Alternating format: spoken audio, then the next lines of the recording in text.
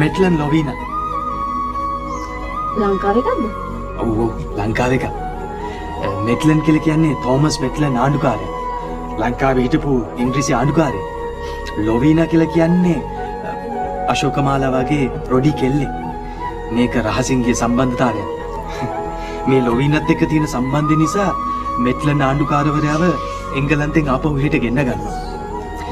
මෙට්ලන්ට වෙනවා තමන්ගේ ගර්ල්ෆ්‍රෙන්ඩ් දාලා ආපහු එරටට යන්න. මේක ආරංචි වුණ ලොවීනා මුහුදට පැනලා මැරෙනවා.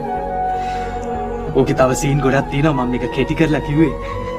ගල්කිස්සේ තමයි මේ බංගලාව තිබ්බේ. මේකට කිව්වේ මෙට්ලන් බංගලෝ කියලා. පස්සේ ඒකට නම දැම්මා ලොවීනාගේ මෙට්ලන්ගේ නම් දෙක එකතු කරලා මවුන්ට් ලැවෙනියා කියලා. මවුන්ට් ලැවෙනියා හොටෙල් කියන්නේ අන්න ඒක තමයි. ගල්කිස්සේ තියෙන්නේ. ඒ වුණාට ගල්කිස්සි මිනිස්සුවත් දන්නේ නැතුව ඇති මෙච්චර සුන්දර නමක් ලැබුණේ කොහොමද කියලා නේ. මාත් ඒක අදම